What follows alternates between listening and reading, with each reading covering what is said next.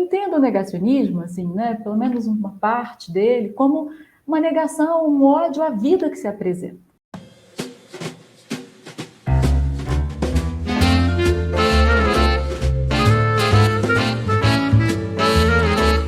Olá, boa tarde. Estamos começando mais um programa do projeto A História em 60 Minutos, um projeto que traz entrevistas com colegas do Brasil todo, pesquisadores que trabalham na universidade, trabalham em escolas, museus, arquivos, enfim, dos diferentes espaços onde os profissionais de história e as profissionais de história atuam no Brasil, né, nesse século XXI, no Brasil e no mundo nesse século XXI. Eu queria reforçar, então, para quem já acompanha o projeto e acompanha as entrevistas semanalmente, que sigam o Instagram do projeto, né, o @60, por extenso, _história, né, que é o perfil no Instagram oficial desse projeto, no qual é possível encontrar todas as informações, a divulgação das entrevistas e também do grupo de discussão que faz parte dessa experiência, né?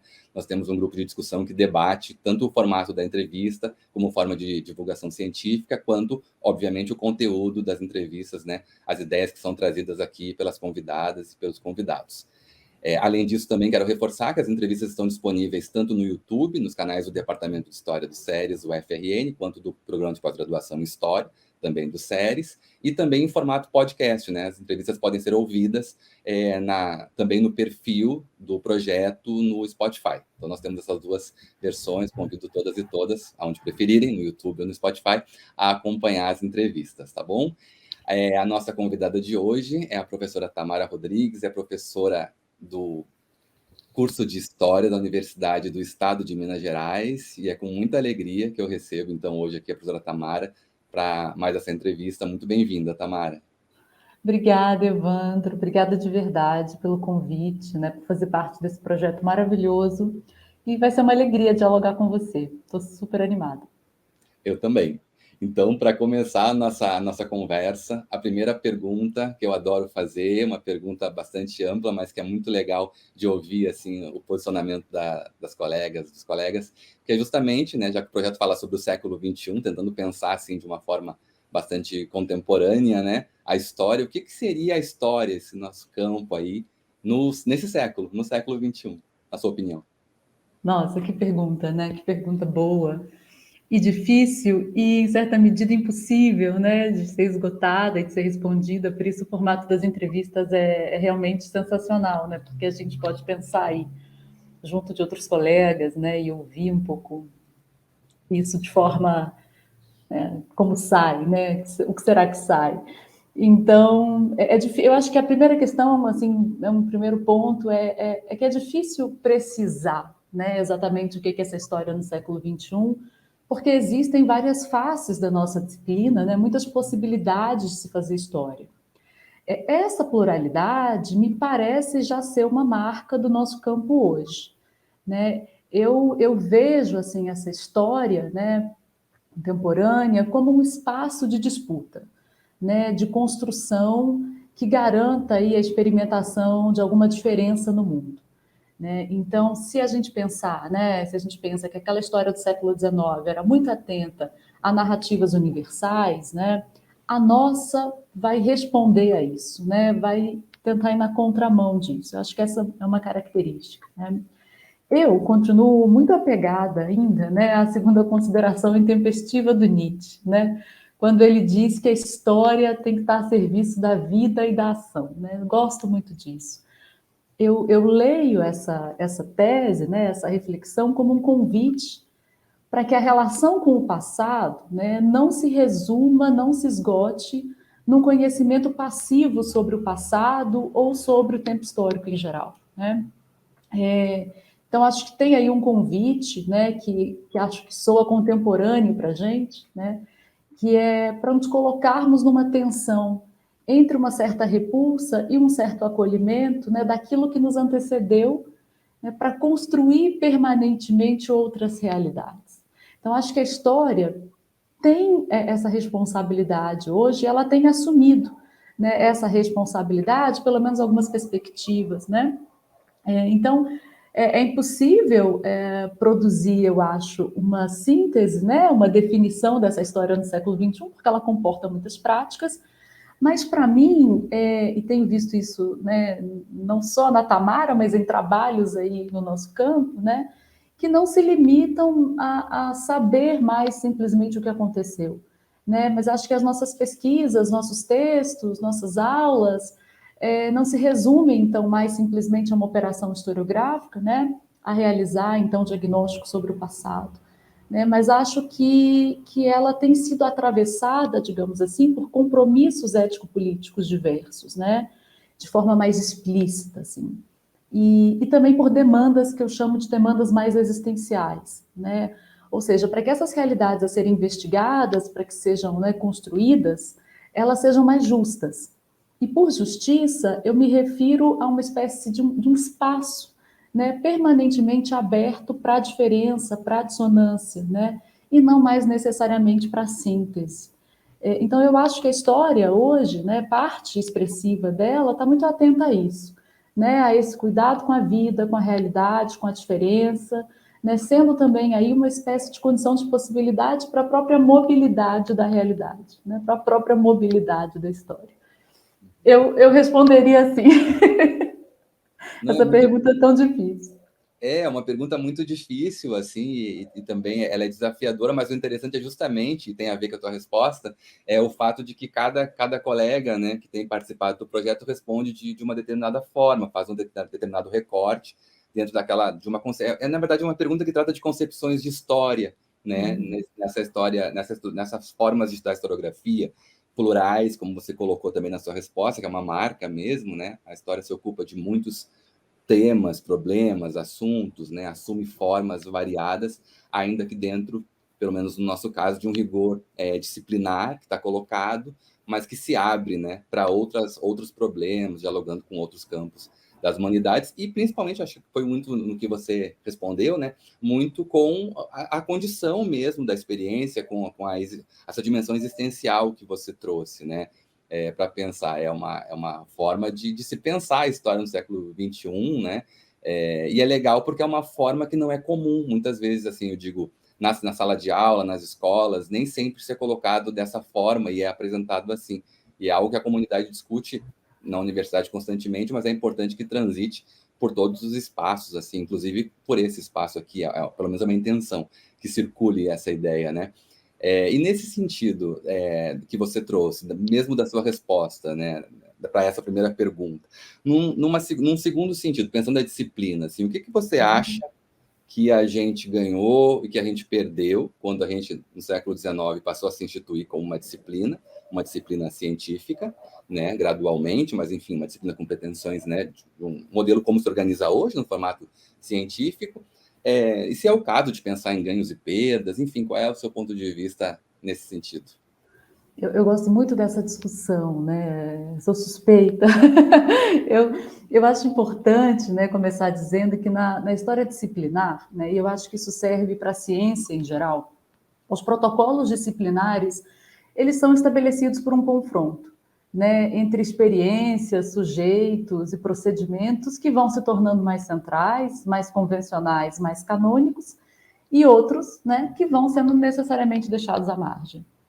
Ou seja, né, então a história disciplinar ela ganha uma forma, digamos assim, né, a sua forma por meio de uma tensão, né, entre compreensões e práticas que se institucionalizam e outras que ficam latentes, né? E o que define o que fica no centro e o que fica à margem é uma disputa que se dá sempre historicamente, né, que varia historicamente.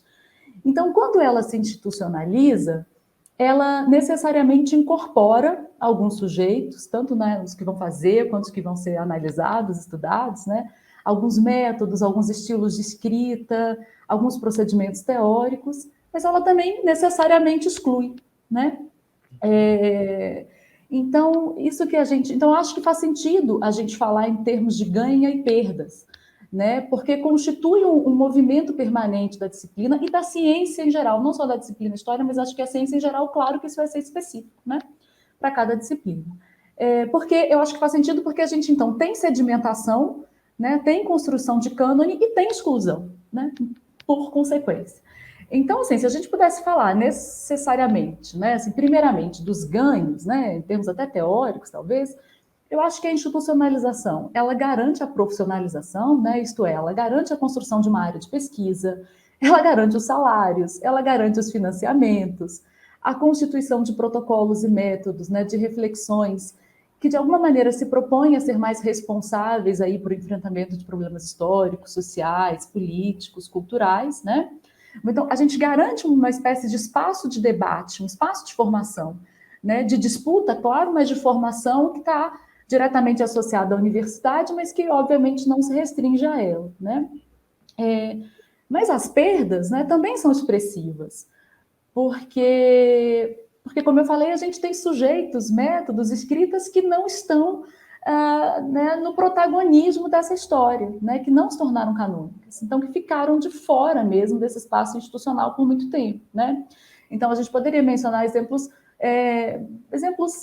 mais gerais, né? Sujeitos não brancos, não ocidentais, mulheres, a comunidade LGBTQIA+, a própria natureza, né, que ficou à margem da própria ideia de cultura, escritas que menos técnicas, mais poéticas, né, ficam à margem, os saberes do corpo, os saberes ancestrais, né, tudo isso ficou ali. Eu uso essa ideia de margem, né, tipo, não é de fora, né, mas não estavam ali ocupando um certo protagonismo da nossa disciplina, né? Eu acho que a história hoje, aí dialogando também com a questão anterior, né, ela cobra essa ausência e ela disputa esse cânone, né, disputa essa institucionalização. Então, a gente tem vivido nos últimos anos uma acirração dessa tensão, que é uma tensão institucional e da própria natureza da disciplina na minha leitura, né, que eu acho potente, né, porque a gente vai, então, abrindo condições para uma história disciplinar que vai tendo que acolher, né, cada vez mais essa diferença, esses outros mundos que não assumiram, no determinado momento, esse protagonismo. Né? É claro que esse acolhimento ele não pode ser um acolhimento paternalista, né? E ele acaba sendo, claro, muito mais devagar do que nós gostaríamos, né? Porque a ciência ela tem seu tempo, né? Então, para a gente mudar esses protocolos, mudar esses métodos, a gente precisa de muito debate, né? De garantir muitos espaços, né? Então, eu condensaria um pouco essa ideia de ganhas e perdas, que ela faz sentido, né, nesses termos que eu coloquei, assim, e que nos exige um exercício de vigília permanente, né, sabendo que aqueles protocolos, né, aquelas vozes, aqueles sujeitos, aqueles métodos que a gente está, de alguma maneira, dando visibilidade num determinado momento, estão necessariamente sempre, né, produzindo injustiça, né? Tem sempre outras possibilidades que poderiam estar sendo incorporadas, né, e que não estão. Então, é um pouco como eu vejo a questão. É muito interessante pensar isso, assim, da forma como você colocou, porque justamente você falou num tempo da ciência, mas além desse tempo da ciência, uma dinâmica mesmo das experiências sociais e políticas, o que destaca, né, um pouco o direcionamento que você vem dando nas respostas, assim, né, da ideia de pensar que determinado tempo, determinado presente, né, assim, mesmo pensado dentro de uma concepção plural de tempo, mas assim, nosso tempo, nosso presente imediato está colocado aí tensões acumuladas, sujeitos que ficaram, como você disse, à margem, temas importantes que foram colocados à margem e que são tão históricos que se posicionam hoje como uma agenda central do campo, né, que é o tema do debate sobre as questões que envolvem, como você disse, gênero, né, raça, enfim, corpo, enfim, tradições, né, enfim, todo esse acúmulo de temas e de assuntos e de sujeitos que ficavam à margem e hoje, dentro de um movimento que é, ao mesmo tempo, né, epistemológico e político, são deslocados para uma outra posição, né? Assim, isso a gente pode... o século não tem começado muito bem, esse século XXI, já que a gente está falando sobre esse século, sobre esse momento, né? Assim, né, em termos gerais, do ponto de vista político, né? Não temos tanto a comemorar, assim, o século já começou, do ponto de vista cronológico, de uma forma, um marco violento, a gente pode pensar lá em 2001, e se desdobrou em tantos outros iguais ou piores, né, como agora, inclusive. Então, tem essa dinâmica da gente pensar o próprio caminhar da história como disciplina, dialogando com essas experiências, né? Como você disse, teve um acúmulo aí, mais de 200 anos de disciplina, né? Teve um acúmulo aí, e agora tem coisas que já não podem mais ser deixadas de lado. Eu sinto um pouco isso. Acho que a questão, quando você fala em questões ético-políticas e questões existenciais, tem a ver com isso, eu acho, né? Sim, essas urgências, né? Exatamente, assim, se coloca dessa forma. Eu acho isso um ponto muito importante, né? Dentro dessas diversas formas de história e de se fazer história, né? Como é que esse saber é produzido, né? No campo da pesquisa, e como é que ele também é discutido na sala de aula, em todas as salas de aula, né? Eu acho que esse é um bom ponto para a gente pensar a história agora, né? E nesse sentido, já que a gente está pensando na pesquisa, nesses movimentos, nessas ausências sentidas que agora se colocam como pauta, né, como deslocamento para pensar o século XXI. Como é que você vê a importância do ensino de história? A gente falou bastante agora sobre a pesquisa, sobre temas urgentes, né, que são tratados agora pela história, pelo campo profissional da história, mas também o ensino. Qual é a importância, dado tudo isso, qual é a importância do ensino de história nesse momento? E, para além disso, uma pergunta associada, né? A importância do ensino de história e como você vê o ensino de história, que forma profissionais, ou seja, as graduações, as licenciaturas, os bacharelados, enfim, no campo da história, né? Como é que você vê os currículos que estão formando esses profissionais, assim? E se você vê também perdas e ganhos na forma do currículo, se você vê ausências que são prejudiciais, ou enfim, o que está sobrando, o que falta, se é o caso de pensar assim, enfim. O currículo de história, em sentido mais geral, e o currículo no sentido da formação de professores de história. É uma questão também, né, também rica, né, Evandro? Você não brinca aqui, não. É, talvez eu até acabe me repetindo um pouquinho, né, porque eu penso de forma muito íntima, né, um pouco essa importância, né, do ensino de história, da nossa disciplina, né. Acho que tem pontos de conexão muito centrais ali, né, aí eu acho que me repito, né, que acho que essa importância do ensino de história, e aí tanto no seu ensino básico, né, no ensino médio e no nosso ensino profissional também, que forma, né, então a gente tem um ciclo aqui, né, forma e é formado, porque tem um diálogo, né, necessário e urgente entre esses mundos, essa importância está relacionada à condição de possibilidade para a diferença, né, assim, a gente tem que garantir esse espaço para que a diferença aconteça, né? Garantir um espaço, então, para isso. Então, quando a gente diz, né, que o ensino de história está predominantemente ligado à formação de subjetividades atentas à cidadania, né, atentas a um olhar crítico, menos passivo, né, sobre o mundo, eu acho que essa é uma definição, né, que orienta muito dos nossos currículos, né, e ela está diretamente associada a esse caráter ético-político. Talvez o ensino de história tenha assumido até mais rápido, né, e de forma até mais antecedendo mesmo até um certo movimento de um movimento mais disciplinar geral da disciplina, esse caráter, né, e acho que foi um campo que nos ensinou muito, né, pensando no debate específico do ensino, né, a assumir esse caráter, né? Porque quando a gente diz cidadania, quando a gente diz sujeitos críticos, né, a gente está menos preocupado com o conteúdo propriamente, né? Não é que não haja uma exclusão, mas esse conteúdo ele precisa então estar a serviço aí de um mundo, né? Então eu gosto muito disso e acho que é isso, acho que esses espaços, né, do ensino nos garante essa urgência de pensar a diferença, né? Então tem a ver com isso que eu chamo de justiça e diferença, né? Nos nossos currículos nas universidades, né, que eu acho que também está comprometido com isso, que deve estar, né, claro, com as suas especificidades, com seus protocolos, né, talvez, né, assim, e aí voltando naquela discussão sobre a institucionalização, né, talvez leva mais tempo para um certo desgaste, né, os desgastes aí desses 200 anos de disciplina, né. Então, quando você fala em sobra, né, e falta, será que a gente pode pensar assim, né? Eu acho que sim, né? Eu acho que também, porque eu acho que ainda existe uma predominância, eu vou tentar trazer alguns exemplos para explicar o que eu digo, né? Acho que existe uma predominância ainda eurocêntrica, né? A maior parte dos textos que nós lemos, a partir de quem nós pensamos, ainda são homens europeus, né? Falta uma equidade maior nesse sentido, então isso estaria na conta da sobra, né? Acho que ainda existe uma ênfase, pensando muito geral, né? Os currículos de maneira mais geral possível.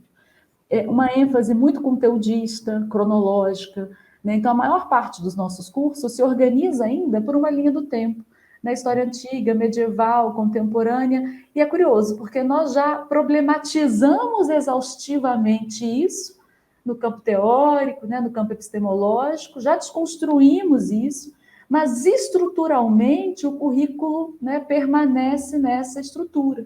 Né? Então, tem uma sobra aí que a gente estruturalmente, do ponto de vista da forma, né, talvez, não conseguimos ainda reorganizar. Né? Estou falando aqui, de novo, para um parâmetro mais geral, né? Claro que isso varia de curso para curso. Acho também uma coisa que tem me chamado muita atenção mais recentemente, né? Acho que no campo ainda da sobra, né, de um certo excesso, de uma certa permanência ali desse legado disciplinar lá do século XIX, né? Acho que há uma predominância de uma escrita exclusivamente técnica, né? Ou de uma escrita que eu tenho chamado uma escrita menos viva, né? Ou seja, uma escrita que fala mais a partir da autoridade do cânone, né? Que dificulta espaço aí para uma escrita, vamos dizer, mais autoral, né? Seja individual ou coletiva, uma escrita mais criativa, que corra riscos. É mais difícil, tem menos espaço, né? Às vezes nós estamos mais preocupados em conferir se o estudante citou corretamente, né, um autor, e menos preocupados em avaliar como ele se apropria daquela leitura, o que ele cria com aquela leitura. Né? Acho que isso sobra, né, aí também no nosso currículo. Né?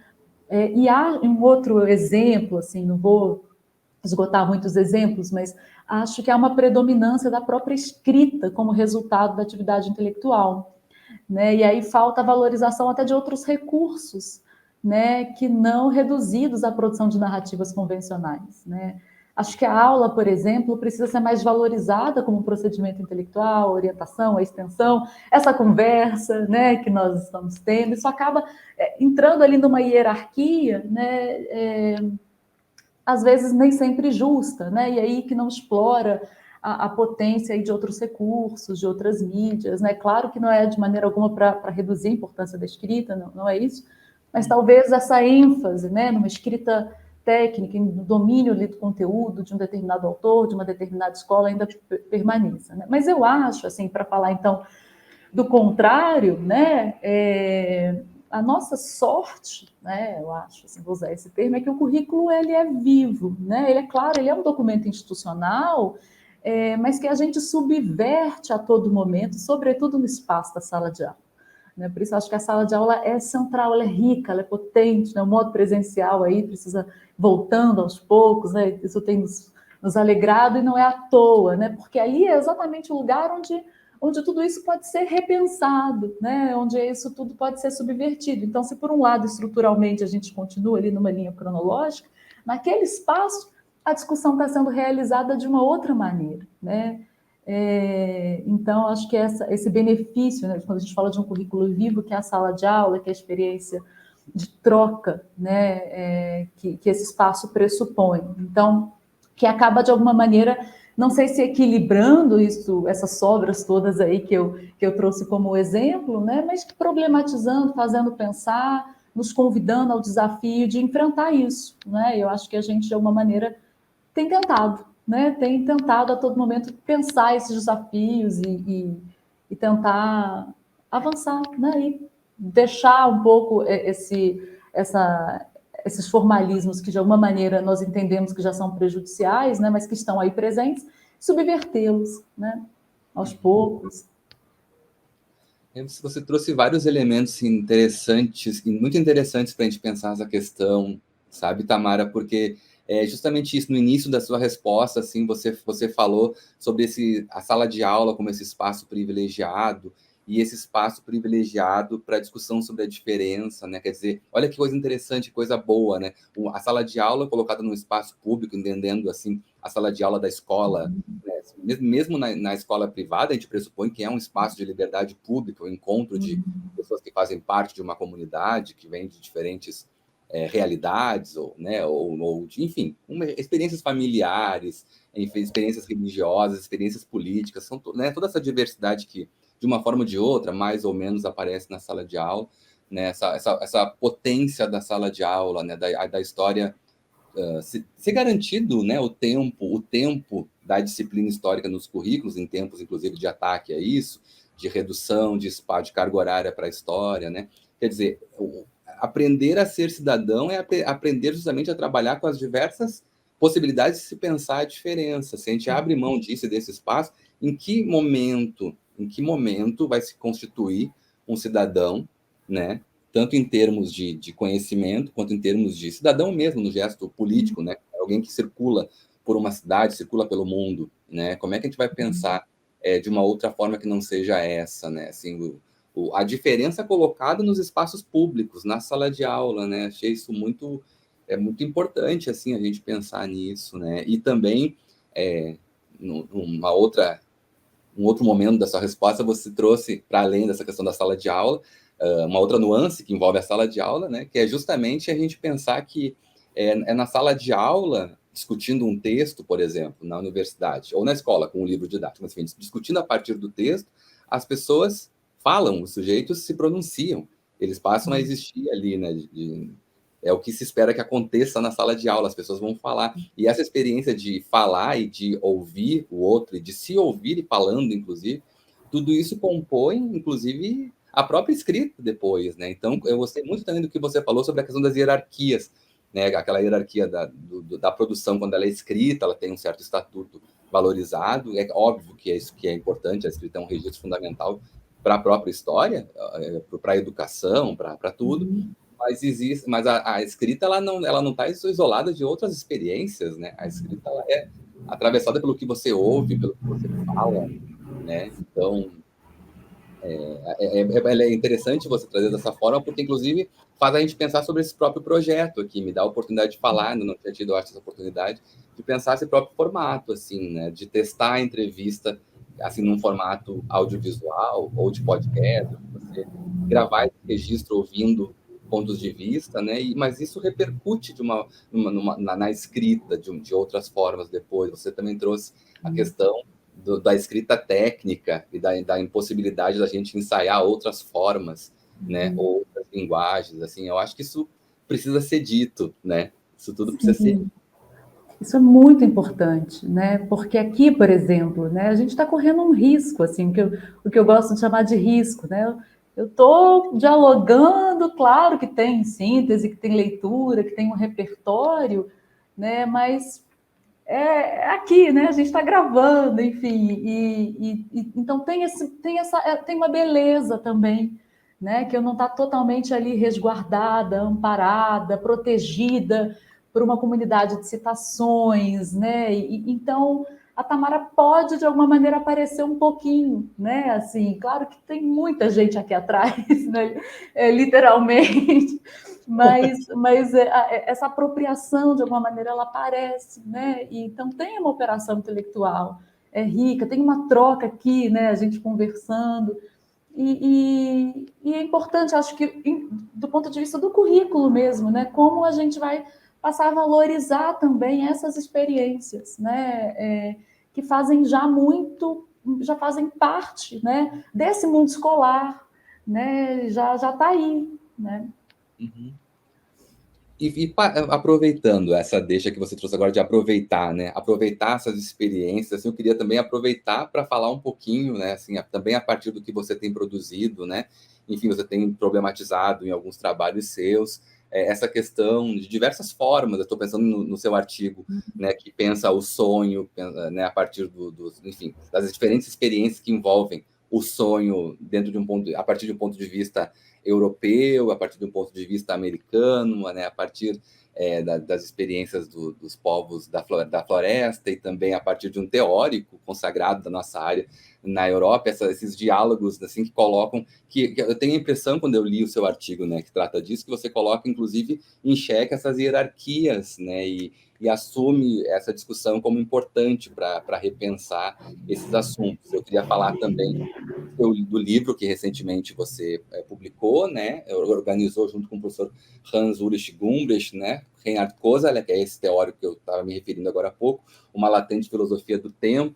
E eu estou pensando aqui no livro, né, no livro que você publicou recentemente, e no seu artigo, nessas questões que você vem levantando, e pensando, por exemplo, eu queria que você falasse um pouquinho, por exemplo, a partir dessa questão de uma articulação, quer dizer, Koselleck, em textos já né, bastante antigos, já pensava o problema do sonho como um tema para a história, né? E também, por que será que a gente demorou tanto para tornar isso, né, um objeto de atenção da história, né, de uma forma mais direta, em pesquisa? Isso se desdobrando em outras formas também de relacionamento, que não são acolhidos muitas vezes, outras experiências humanas, dimensões existenciais, religiosas, enfim, aí sim o fator da diferença cultural de uma forma verdadeira, você falando, né, com o mínimo de etnocentrismo possível, que sempre tem a estar amarrado ali por uma questão cultural que atravessa o nosso pensamento, mas tentando desconstruir dentro da própria disciplina. Como é que você pensa isso? Estou pensando no capítulo 13 aqui do livro, que fala também sobre o sonho, né, nessa tradução que vocês fizeram. Então, eu queria te ouvir um pouco nesse sentido, assim, se você podia falar um pouco a partir das suas pesquisas e desse exemplo, por exemplo, do sonho como um objeto para a história, né? Posso, acho que posso. Vou tentar. Essa questão do sonho é super engraçada, né? Porque ela apareceu assim no final do doutorado. Eu comecei a ter uma curiosidade a voltar nesse texto do Koselleck que está no Terror e Sonho, que está no Futuro Passado, né? E aquilo, pensei, nossa, esse texto teve tão pouca repercussão, né? Entre os trabalhos do Koselleck, que ele faz ali no diálogo com a Charlotte Berard, né? Que faz um grande espécie de cartografia onírica, né, com aquilo que os alemães que estavam na contramão do regime nazista sonharam. Né? E o Koselleck fica muito impressionado com aqueles textos onde ele percebe que ali tem uma espécie de diagnóstico do futuro, tem um futuro latente nos sonhos. Né? Então, aqueles sonhos pré-33, né, ou até 33, já estavam trazendo imagens, né, daquilo que ia se desvelar na fase do terror. Né? Isso impressiona muito ele. Ele vai dizer, olha, já tem alguma coisa aqui na nossa realidade histórica, né, que já está mostrando as expectativas possíveis, né, para o nosso mundo. E aí foi quando eu voltei a me interessar por esse debate e pesquisar isso e descobrir toda essa reflexão do Koselleck relacionada à questão da ficção, né? Ele vai dizer, então, sonhos não é uma ficção convencional, não é o espaço da mentira, né? É o espaço onde um absurdo se apresenta, onde a nossa realidade se apresenta tal como ela é, né? Desordenada das suas narrativas. E aí, curiosamente, foi exatamente quando o Siddhartha Ribeiro lança o Oráculo da Noite, né, que é um sucesso, e dizendo uma coisa muito parecida com o que o Koselleck está dizendo, claro que do campo da neurociência e a relação que ele faz lá com a psicanálise, mas também com a filosofia, né, onde ele diz, olha, os sonhos não são, né, o nosso inconsciente ele não é só memória, né, ele é elaboração, junção de memória, então ele é projeção de futuro, né, de futuro possível. E, coincidentemente, a gente tem aí também toda uma explosão, graças a Deus, né, finalmente, do que a gente já pode falar de um cânone, né, das nossas literaturas dos povos ameríndios, né? Então, do Davi Copenau, do Ailton Krenak, né, onde sonhar é a base, né, onde sonhar é o começo desse mundo, né, é o começo, literalmente, né, uma espécie de origem possível. E aí eu falei, bom, será que eu vou ter que escolher, né? Eu pensava, você falou um pouco dessa hierarquia, eu vou ter que escolher falar do Koselleck ou dos autores ameríndios? Não, eu vou, por quê? Né? Por que essa escolha, né? Por que essa segregação, se eu entendo ali que todo mundo tem o que dizer, né? Se a gente pode pensar muito a nossa realidade histórica a partir, de alguma maneira, de todos eles, né? Com especificidades, né? Com muitas especificidades, com muitas diferenças, né? É claro que o problema do Koselleck do sonho é um, para o Copenau é outro, para o Krenak é outro também, né? para o Siddhartha Ribeiro, mas por que não, né? Juntar isso, e claro, a psicanálise e tudo mais. Então, eu profanei um pouco, né, essa estrutura disciplinar que coloca as coisas dentro de uma caixa, né? E tenho aí experimentado, né? E o trabalho tem se desdobrado um pouco, pensando os sonhos, né? Não só como objetos propriamente, como fonte histórica, né? Mas como coisa que está nos provocando ali, né? Como pensar a realidade mesmo a partir dos sonhos. Né? Não só para caracterizar um determinado momento histórico, mas como para pensar o que pode estar se desdobrando no nosso mundo. Então, aí nessas imagens, né? Com a pandemia, e a gente aí teve uma explosão ainda maior do interesse por essa temática, né? Então, a gente tem vários projetos, macroprojetos, em diferentes universidades, que estão levando isso à frente, né? E aí, claro, né, com as suas especificidades, às vezes mais psicanálise, né? Às vezes menos, enfim.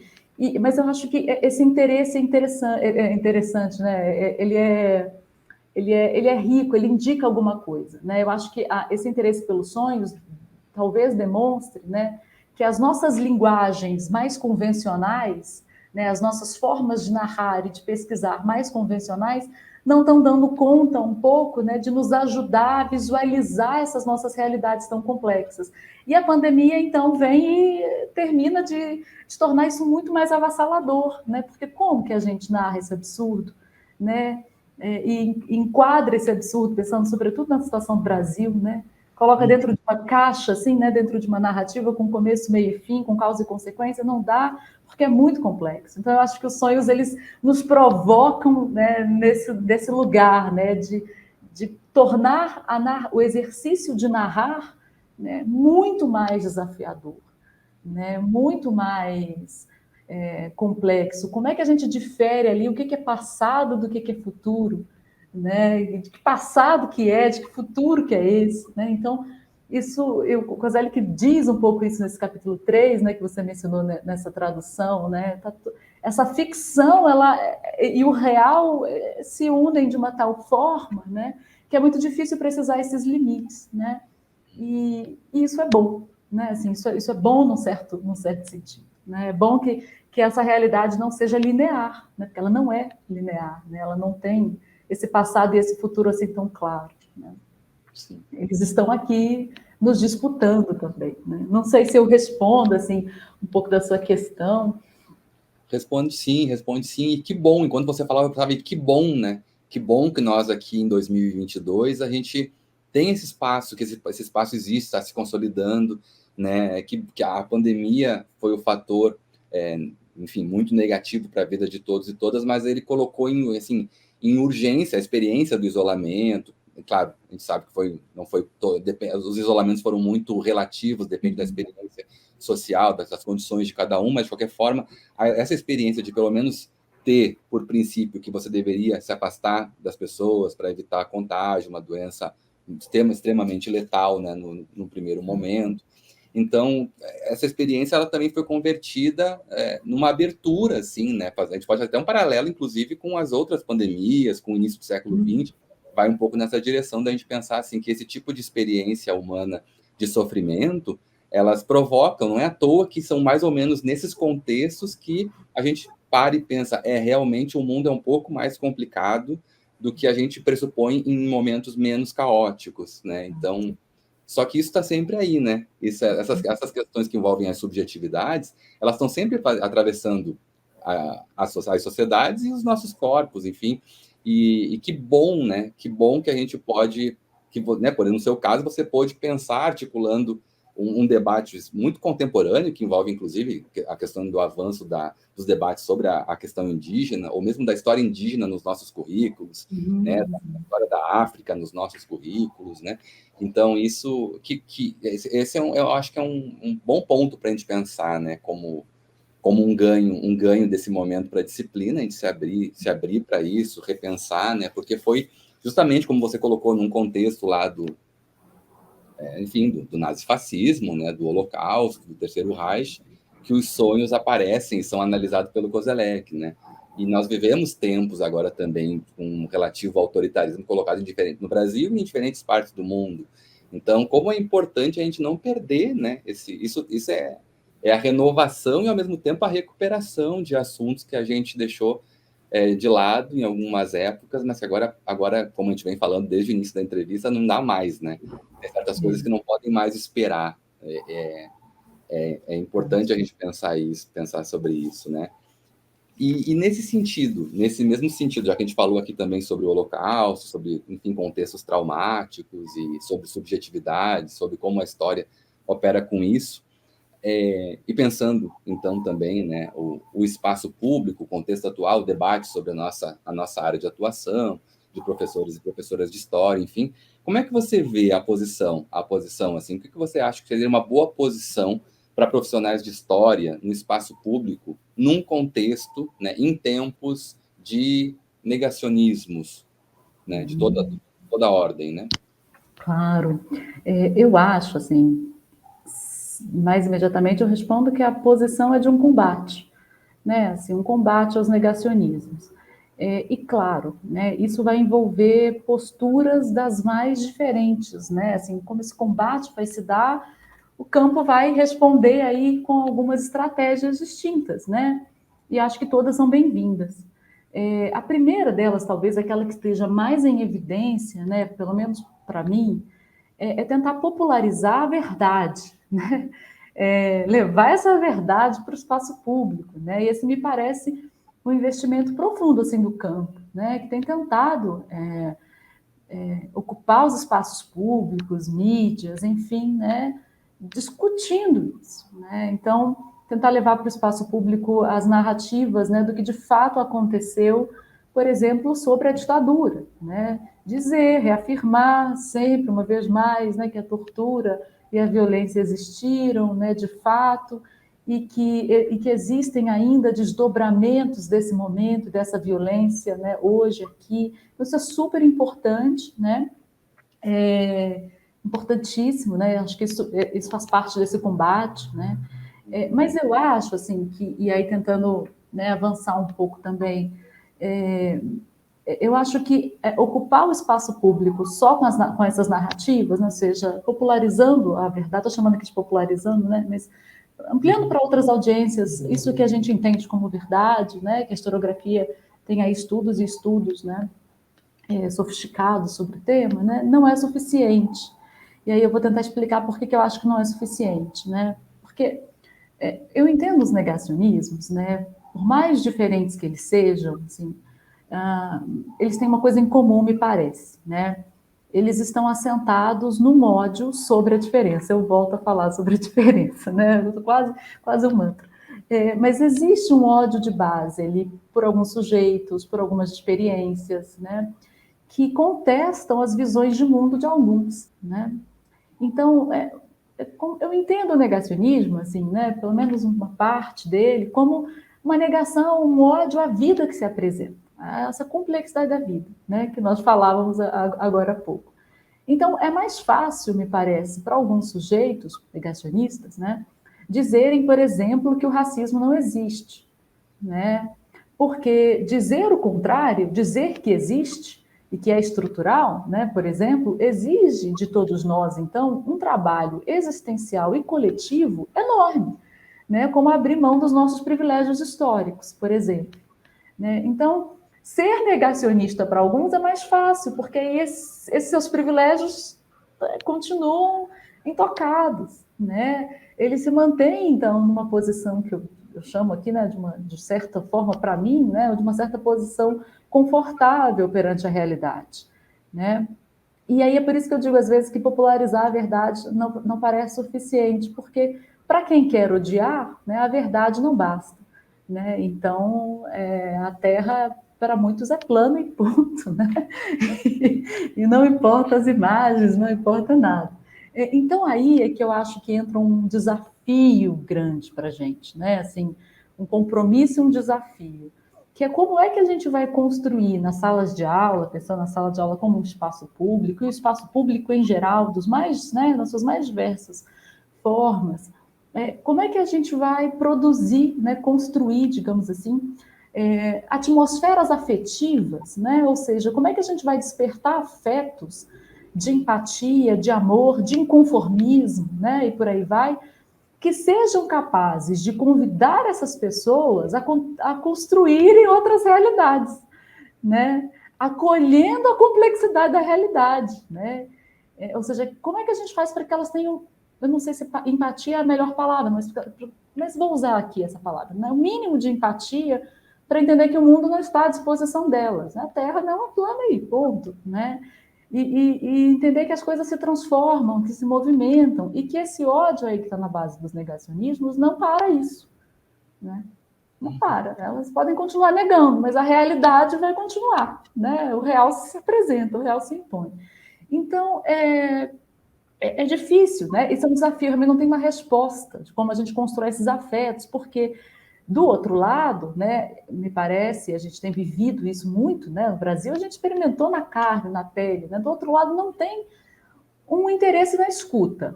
Então não é possível falar necessariamente em diálogo, porque não há escuta, né? Então, o que a gente faz, né? Como é que nos resta? Eu acho que isso, popularizar a verdade, insistir em dizer a verdade e dizer o óbvio, né? E buscando e construindo outras linguagens, mas também pensar um pouco nessa questão dos afetos, né? Então, eu acho, assim, não é uma resposta muito... Não acho que é uma resposta suficiente, mas eu acho que esses afetos precisam se apresentar no espaço público, se materializar, né? Então, a vitalidade daquilo que é negado, né, que é negado pelos negacionistas, tem que aparecer, tem que estar em evidência, né? O que eles odeiam tanto, né? Isso tem que estar posto, né? Então, não acredito que haja uma fórmula para afetivamente fazer esse toque, né? Um toque mesmo do corpo aí, né? Acho que também não tem método, né? Já que a gente está falando de afeto, né? De afetos e de combate a outros afetos, já que eu falei do ódio, né? Que se constituíram historicamente, ou seja, que tem força histórica. Então, esse ódio que eu estou entendendo, né? Que está na base dos negacionismos, ele não nasceu ontem e ele não vai embora amanhã, né? Tem todo um trabalho aí para ser feito. É um trabalho de como falar, de como escutar, de como se apresentar, né? Acho que a gente tem que correr riscos, né? Nisso que eu falei, na nossa postura é um combate, né? Vamos tentando, né? Como é que a nossa disciplina em sala de aula, no espaço público, aqui, né? Pode pensar esses afetos, né? De uma empatia, de um amor, de um cuidado, né? Talvez, por exemplo, trabalhar mais próximo à arte, né? A poesia, a canção, o popular é um caminho, né? Levar isso, né, trazer isso para a universidade levar isso para a rua, enfim, seja um caminho, mas também não há garantias. Acho que o que nos angustia, né, no combate aos negacionismos é que a gente não tem garantia, a gente não sabe como se termina, né? O problema se colocou e a gente está aqui, né, tentando se haver com ele. Mas eu acho isso, acho que tem que ter uma preocupação também. Então, acho que o que eu estou querendo dizer, né, uma pergunta difícil, assim, eu não tenho uma resposta para você que eu acho assim, nossa, satisfatória.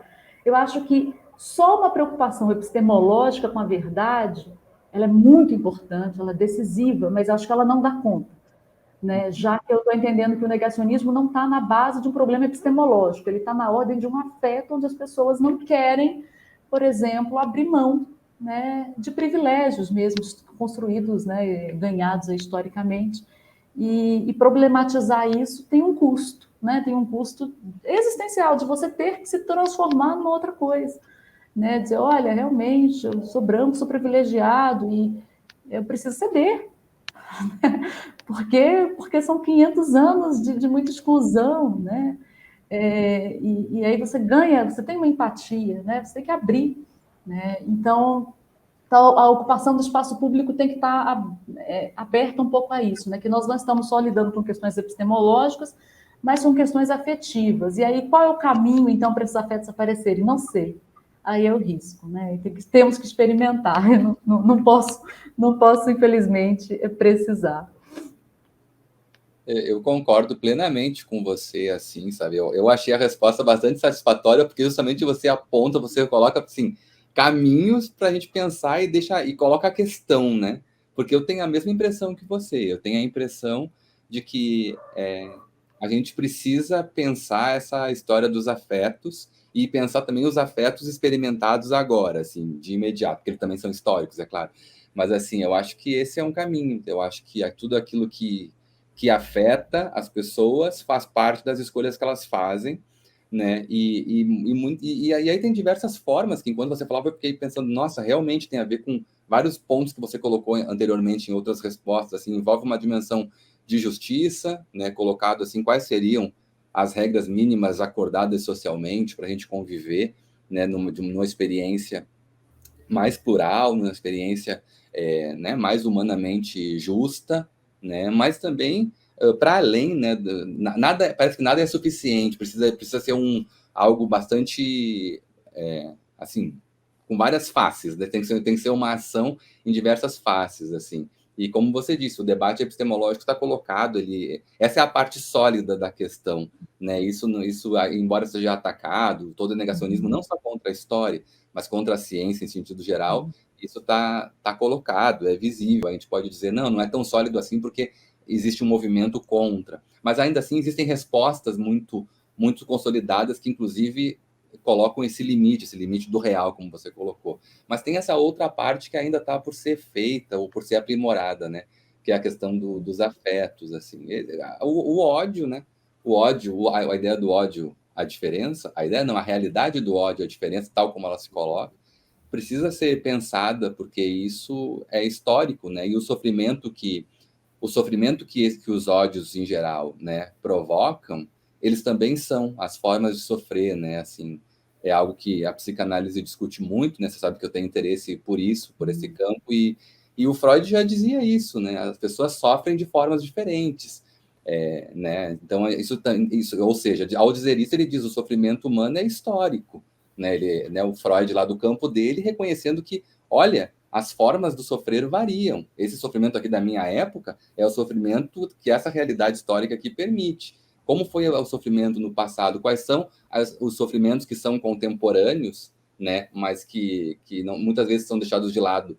Se fala de alguns sofrimentos, não se fala de outros, não se fala de todos os sofrimentos, até onde for possível, né? Eu acredito, eu concordo muito com você, assim. Eu acho que pensar os problemas do negacionismo é pensar essas dimensões da subjetividade, assim, né? Que são coletivas. A gente vai falar sempre de uma dimensão, muitas vezes particular, a partir de exemplos, mas isso tudo é coletivo, né? Você pensa o racismo colocado em cada sujeito no Brasil, ele se apresenta, se manifesta ali num gesto violento, né? Mas, como você disse, isso é estrutural, né? E mudar de posição é muito difícil, né? É muito dentro dessa lógica, né, de tudo que é estrutural, a mudança de posição é muito difícil. Então, a gente tem que experimentar, né? Exige trabalho, né? Muito, exatamente, muito trabalho. E tentativa e erro, como você disse também. A gente né, são tentativas. Eu acho que vale muito a tentativa, né? Eu acho que é assim que esses problemas todos que se associaram nos últimos anos, eles fazem isso colocaram isso para a gente. Olha, calma que a gente vai errar em tentativas, mas também vai acertar. E o compromisso que você colocou desde o início da sua fala também, né, na entrevista, esse compromisso ético, político, ele é importante, porque esse é o respaldo, né? Essa dimensão responsável que a gente fala tanto, cada vez mais, felizmente, cada vez mais é uma pauta da agenda da teoria da história, por exemplo, né? A responsabilidade, enfim.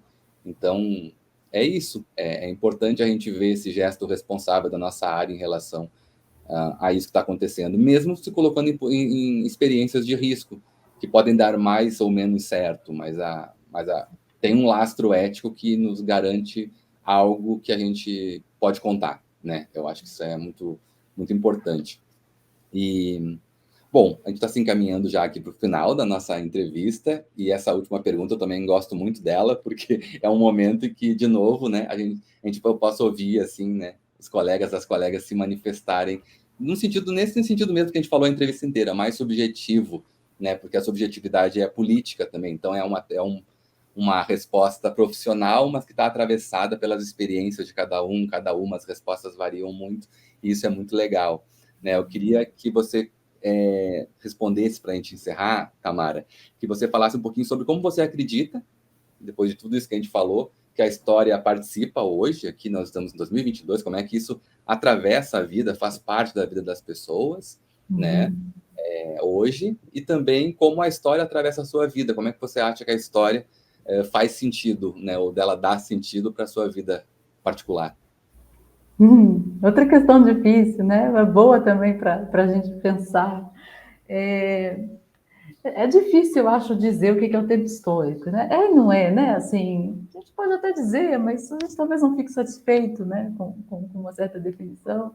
Eu acho que o Kozelik, né, já que a gente mencionou ele aqui, diz lá no Futuro Passado, né, isso, ele começa o prefácio dizendo que é super difícil dizer isso, que é o tempo histórico, né? Ele que se dedicou tanto a isso, achou difícil, né? Imagina eu. Mas eu, continuando com o Kozelik, eu nunca me esqueci, a primeira vez que eu li o prefácio do Futuro Passado, muito no comecinho da graduação, né? E quando ele diz lá, em algum momento, que se você quiser encontrar o cotidiano, né, do tempo histórico, procure as marcas, as rugas, né, no rosto de um homem. E aí ele dá outros exemplos, mas esse sempre me marcou muito. E eu me lembro que eu ficava observando, não entendia nada do que estava lendo, ficava observando as rugas da minha mãe, né?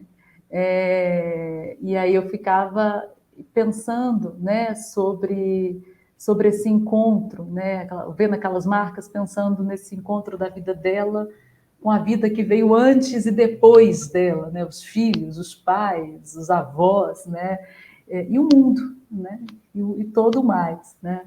Então, como aquelas marcas era a marca, né, a presença dos seus antepassados e dos seus futuros, né, e dessas experiências que já sedimentadas e de outras, né, de quantas preocupações ali com o futuro não se fixaram ali naquele rosto, né.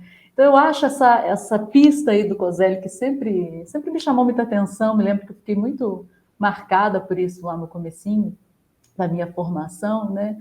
E então, aí eu acho que é legal para a gente visualizar mesmo, né? Assim, essas marcas, ele dá o exemplo da arquitetura, né? E vai dando outros, a presença, né, das experiências e dos sonhos das pessoas, realizados ou não, né?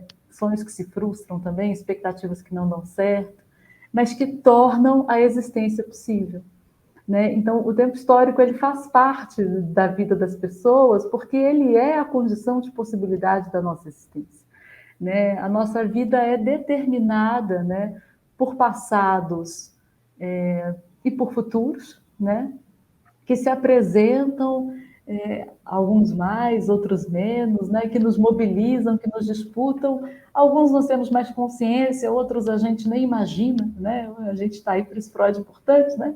Esses passados que estão aí e no nosso corpo, né? Tão forte, né? E que vão nos convidando a uma transformação permanente, né? Transformação que às vezes pode ser mais intensa, às vezes menos intensa, mas sempre transformação. Então, eu definiria assim um pouco a importância do tempo histórico para as pessoas a partir dessa definição básica mesmo, né? Porque a nossa vida se sustenta entre passados e futuros, né? Ela jamais a despeito disso, né?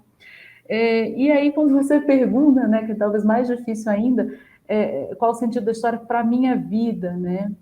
E aí também é uma questão difícil, porque é uma história que não permite síntese, né? Ela pode mudar aí, daqui a 2 anos pode ser diferente, né? Mas eu acho que cada vez mais, pelo menos nesse momento, né, eu tenho assumido uma perspectiva mais existencial com a história, né? Assim, nas minhas aulas, em textos ainda não publicados também, né? Assim, eu tenho conhecer o passado e a relação com determinados futuros, né? Só tem feito sentido se eu puder me conhecer um pouco nesse processo, né? Ou seja, o que é esse me conhecer, né? Assim, é ser capaz aí de visualizar o peso que alguns passados, né, e algumas expectativas têm aqui no meu cotidiano, né? Nas minhas relações sociais, não só individuais, mas sociais também. Então, vamos voltando assim um exemplo, acho que talvez eu consiga melhorar um pouco isso, a questão da pandemia que a gente mencionou, né? A gente tem aí essa responsabilidade de narrar o absurdo, que nós vivemos no Brasil, né? Assim, a gente não pode simplesmente não narrar isso, a gente tem uma responsabilidade, né? Isso precisa ser registrado. E aí eu fui para os sonhos, né? Porque acho que era uma maneira ali que eu encontrei de trabalhar isso, né? Essa curiosidade sobre sonhos, né? Sonhos das pessoas, sobre os meus sonhos, né? Mas eu acho que não é possível a gente falar desse sofrimento histórico, eu adoro, né? Você trouxe esse termo, desse sofrimento histórico, né? Que tem um peso aí coletivo muito grande, que a gente não sabe ainda dos desdobramentos disso, né?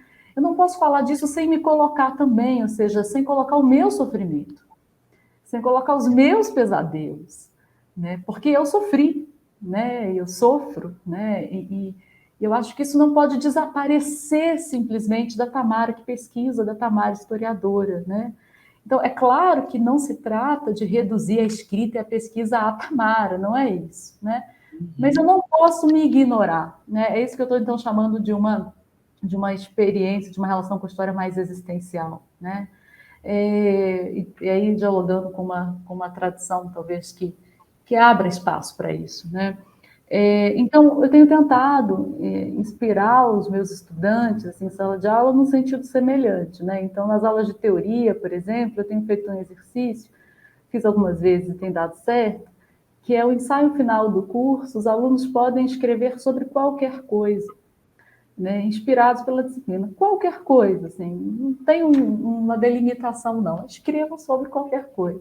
E os resultados são impressionantes, né? E até então tenho repetido essa atividade, porque existe naquilo que a gente falou também anteriormente, uma apropriação muito viva dos textos, das aulas, das coisas do mundo, dos afetos, né? Desses passados, né? Desses futuros, uma relação com o tempo, com o lugar também, que vai sendo ali historicizado de uma outra maneira, né? Que vai dialogando com discussões muito amplas do curso e também, em alguma instância, com a vida de cada um deles, né? Então, isso tem me despertado, isso tem me chamado a atenção, assim, porque os resultados são muito ricos, tanto nas fontes que aparecem, nas referências, né? São muito diversificados. Aí aparece uma diferença, né? Aparece essa diferença porque é tudo muito singular, é de cada um deles, assim, né? E delas.